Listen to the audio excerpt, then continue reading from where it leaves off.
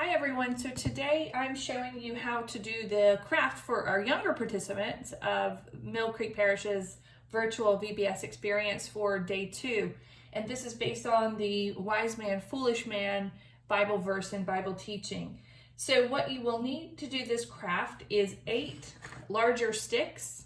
We used popsicle sticks about this size, and we used 2 smaller sticks about this size. Some of this was based on our craft availability in our supplies at our church, but you could use any kind of stick. Have your kids go out and gather sticks of various sizes to make their houses with. And you also need glue of some sort. We're going to be using this all-purpose Elmer's glue. You could use a glue stick, any other type of glue that you have around your house. We are going to be using sand. We have play sand available to us, but you could use dirt. If you have sand in a sandbox at home, you could grab a small pinch of that. We will not be needing a large quantity of it. You could also draw it instead of messing around with the messy sand, but it's entirely up to you how you want to do this. And the last thing you'll need is either tissue paper or paper streamers. We're using paper streamers that we got at the dollar store to clump up into little pieces and make them into rocks. So I will show you the craft and how we are doing it. Again, this is for our younger participants. And you might ask them to use their sticks and put them in the shape of a house, so that you can put them on the page in the way that you need to in order to then be able to glue them down. So we'll mix up the colors and add them on accordingly. We're using a plain sheet of construction paper. You can use paper of any kind, cardstock, regular paper. For these larger popsicle sticks, construction paper was about the smallest size paper that we could use in order for both of the houses to fit on there. You could use newspaper, any kind of paper that you have available, a piece of cardboard from a box that's delivered to your house. Just be creative. So then once you have your sticks positioned in the way that look like houses, you're going to glue those into place, putting the glue on the back of the sticks. This will take just a couple of minutes to do with little fingers involved. You may need mom or an older sibling, mom or dad, grandparent, any other caregiver, older sibling to help do this.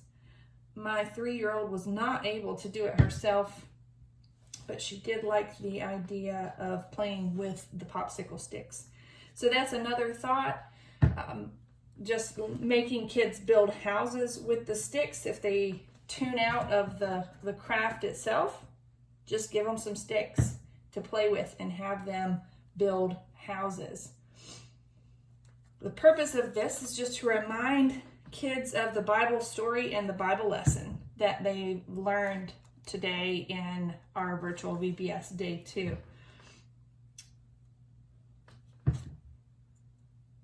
So again, as you can see, it's not going to take a bunch of time for an adult to do this, and it might take a little bit longer for kids to do so.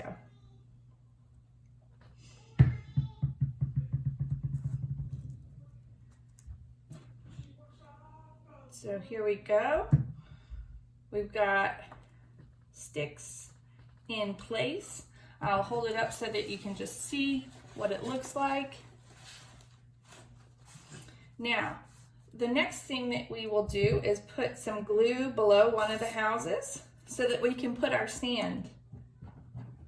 Smear it around so that kids can add their sand. This is going to be a lot like a glitter activity. So you're going to sprinkle that sand into place where you want it to go.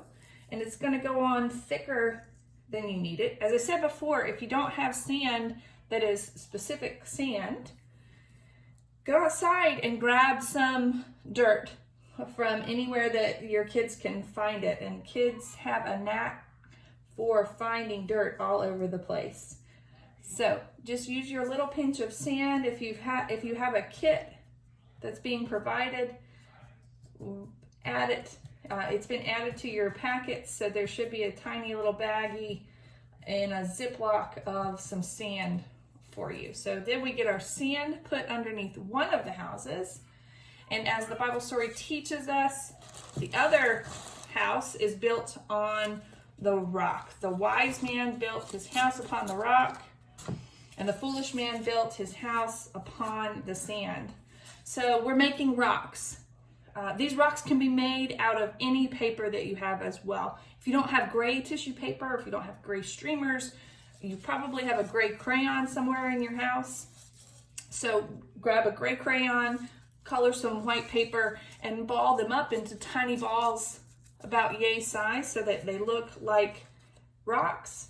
And then you make those rocks and you glue them into place at the bottom of the other house.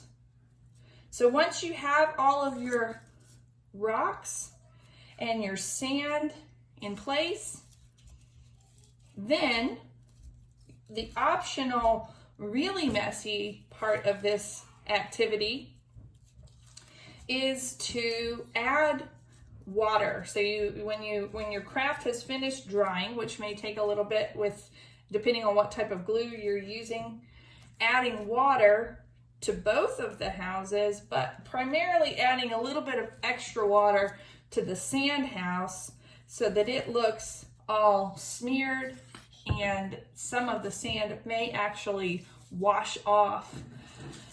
But doing so in such a way that your stones and your rocks remain in place and your sand washes or falls off, to show that the wise man was the one who built their house on the rock and the foolish man was the one who built their house on the sand. So this is the activity for day 2 to help support your child's learning of this Bible verse.